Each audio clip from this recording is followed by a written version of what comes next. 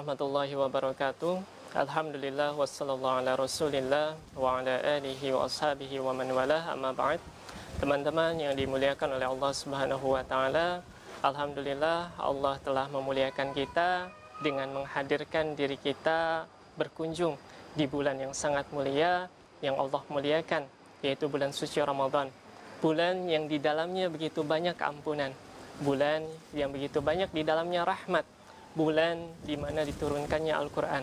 Bahkan kita menemukan di dalam bulan Ramadan yang begitu luar biasa mulianya, Allah menghadirkan pula momen-momen luar biasa pula di dalamnya, termasuk yang kita kenal dengan Lailatul Qadar, malam yang lebih mulia daripada 1000 bulan.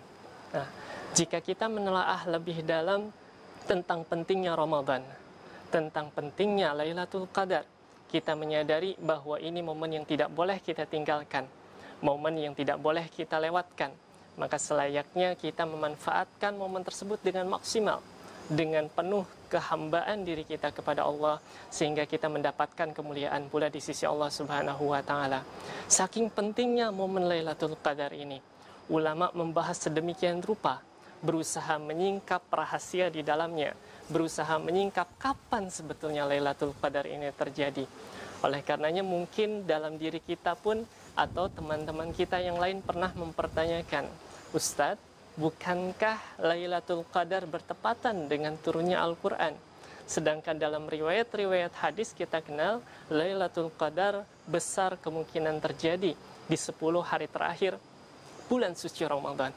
Akan tetapi hal yang unik di Indonesia terjadi, bahwasanya Lailatul Qadar yang diyakini bertepatan dengan turunnya Al-Quran, di Indonesia justru kita banyak dari masyarakat di Indonesia yang beragama Muslim justru memperingati nuzulul Quran atau momen turunnya Al-Quran di malam ke-17.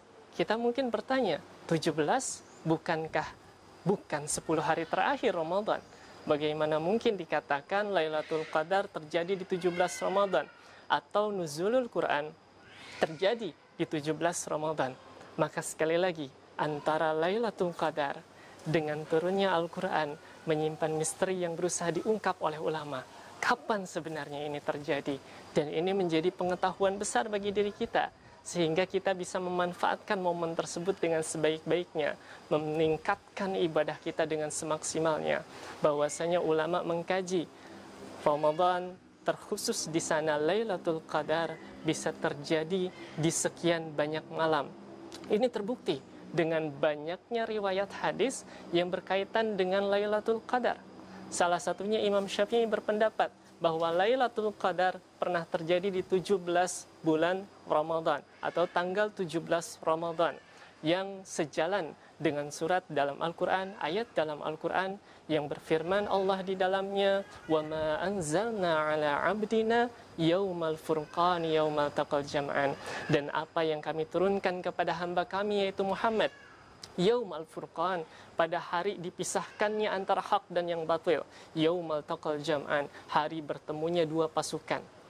Ulama ahli tafsir menafsirkan bahwa ayat ini membicarakan tentang pertemuan dua pasukan, yang dimaksud di dalamnya adalah perang Badar.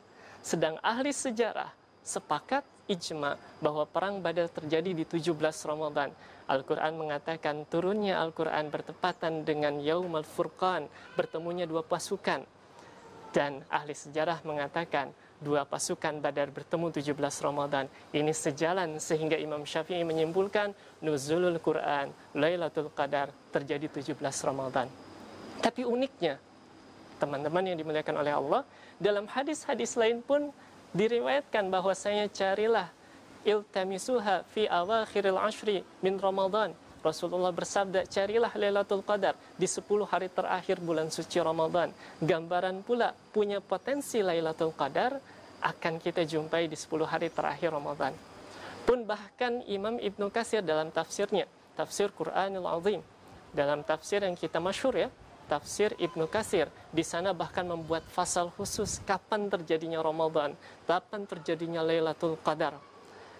Bahkan di sana dibuat pasal detail, sekian banyak riwayat yang menerangkan malam Lailatul Qadar terjadi di malam sekian, dalam riwayat lain di malam yang berbeda, dalam riwayat lain di malam yang berbeda, sehingga Syekh Jum'ah menyimpulkan, seorang mufti dari kalangan ulama Al-Azhar Mesir, beliau mengatakan Lailatul Qadar tataharrak. Lailatul Qadar dia bergerak dari satu malam ke malam lain. Mungkin tahun ini terjadi di malam ke-27 misalnya, mungkin tahun depan di malam yang berbeda. Apa hikmahnya? Hikmah Allah ingin mengajarkan di bulan suci Ramadan, janganlah engkau memaksimalkan di satu malam saja. Janganlah engkau hanya maksimal membaca Al-Quran di satu momen saja, tapi maksimalkan raih kemuliaan Ramadan di setiap malam-malamnya. Sehingga Lailatul Qadar Allah sembunyikan.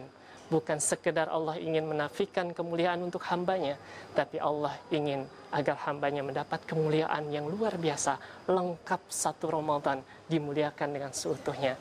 Semoga kita termasuk hamba-hamba Allah yang Allah muliakan dan mendapatkan kemuliaan bulan suci Ramadan. Selamat berpuasa untuk kawan-kawan sekalian. Semoga kita termasuk hamba-hamba Allah yang mendapatkan kemuliaan. Akhirul kalam. Wassalamualaikum warahmatullahi wabarakatuh.